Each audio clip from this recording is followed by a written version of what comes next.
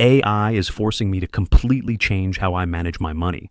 You see, I've made millions of dollars over the last 35 years, and a large part of that success came from an incredibly simple strategy: passively investing in the S&P 500 index fund. History proves that the S&P 500 has consistently returned an average of over 10% per year.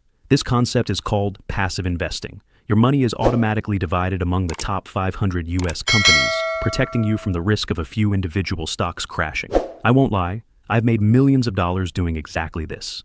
However, after carefully analyzing the AI bubble, I sat down, reviewed my entire portfolio, and made a bold decision. In this video, I'm going to reveal exactly the 5 things I just changed because of AI, and why turning a blind eye right now could cause you to lose everything.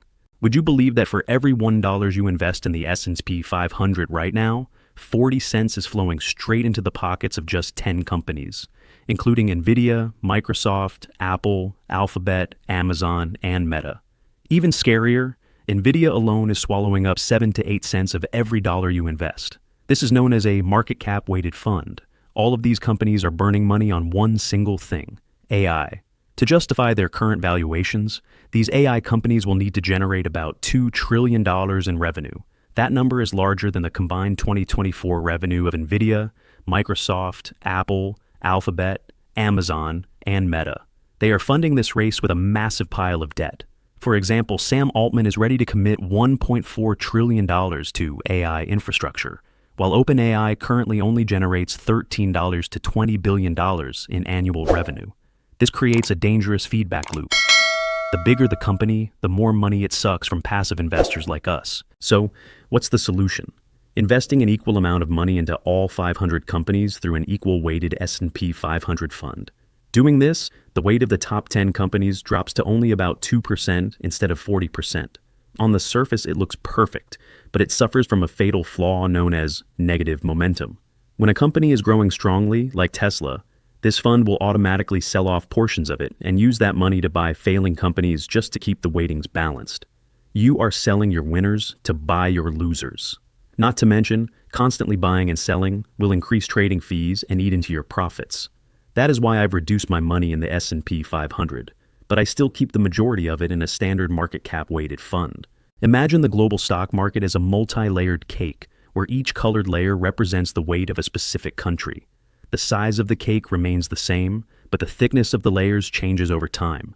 In 1900, the UK held 24% of the global cake layer. If you lived back then, investing outside the UK would have seemed ridiculous. Or, take Japan in the 1980s. Everyone thought Japan was the future because its cars and technology dominated. No single country stays on top forever. If you only hold the S&P 500, you are missing out on TSMC, Samsung, Toyota, Tencent, simply because their headquarters aren't in the US.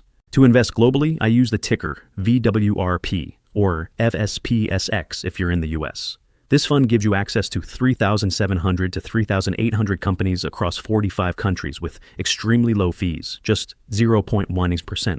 By the way, the platform I use is Trading 212. If you feel confused, they have expert-curated model pies ready to use. Since I was going to mention them anyway, Trading 212 has agreed to sponsor this video and give you free fractional shares worth up to $100 when you use the promo code Tilbury. The advice that made me the wealthiest is, you don't get rich by following the crowd. You get rich by getting there early. The market is divided into 4 zones. First, the crowded zone: Nvidia, Tesla, Meta, where prices are too high because